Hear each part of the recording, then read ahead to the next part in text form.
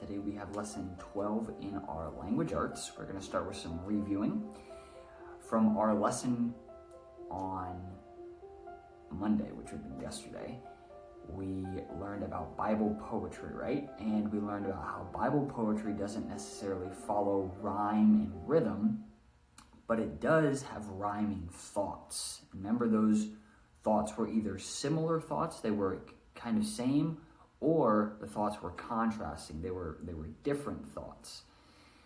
So for a little bit of a reviewing this morning, I have two lines up here on the board. I have the thoughts of the righteous are right for the first line, and I have this thought underlined and this one underlined. Now, in the second line, I want you guys to underline the rhyming thought. Either it's repeating the same idea or it's contrasting the same idea. So we have the thoughts of the righteous are right. So what in our second line would be either the same or contrasting?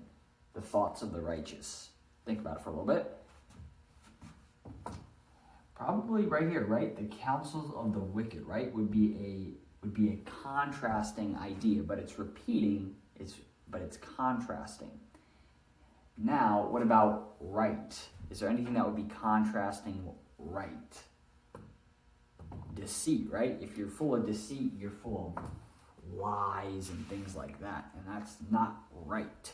So, and we have, these are our repeating ideas, okay? Although they're contrasting, the thought is repeating.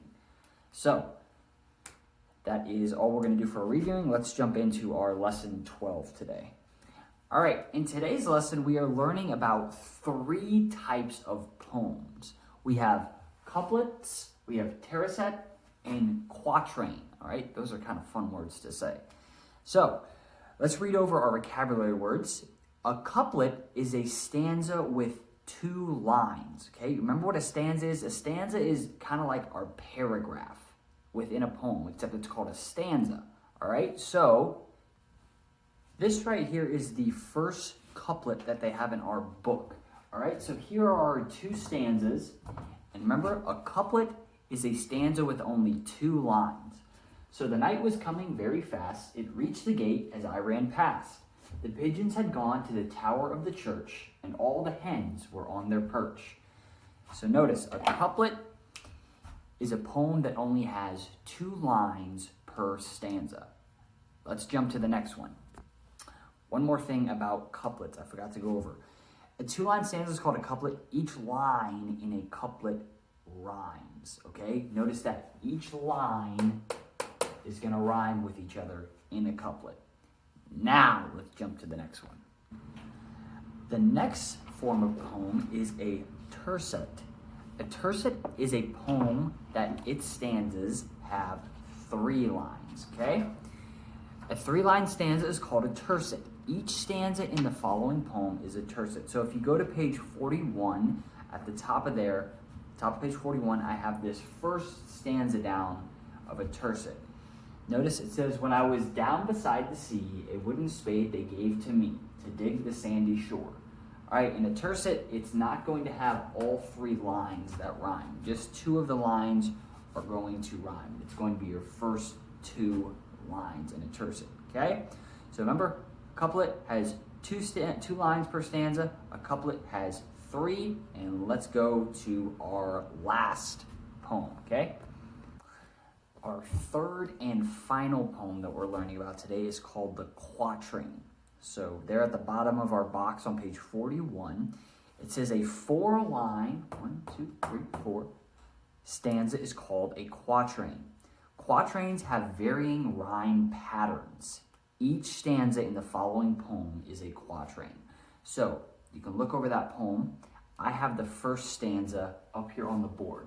It says, who has seen the wind? So I'm just going to write our rhyme pattern. Notice it said that quatrains have varying rhyme patterns, so they can be different. Who has seen the wind? So this would be A. Neither I nor you. Wind and you wouldn't rhyme, so it would be our next letter.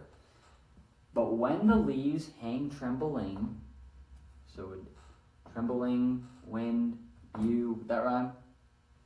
No. So we have A, B, C.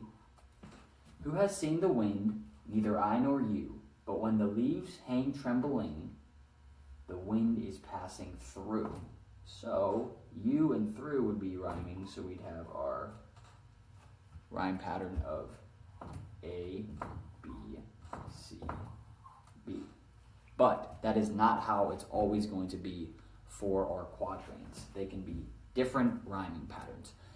But the most important thing that we need to take away from our lesson from today is that a couplet has 2 stanzas per line. So it'll only have 2 lines per stanza, and each line is going to rhyme. For a tercet, it only has 3 lines per stanza, and it's going to have also different rhyming patterns, and you will have at least 2 of your lines that have to rhyme. And for the last one, a quatrain has 4 lines per stanza, and its rhyming pattern can vary, but it is going to have a rhyming pattern. That is our lesson for today, and looking over our lesson, that is all we'll go over for today. Hope you guys have a good Tuesday, and I will see you guys later.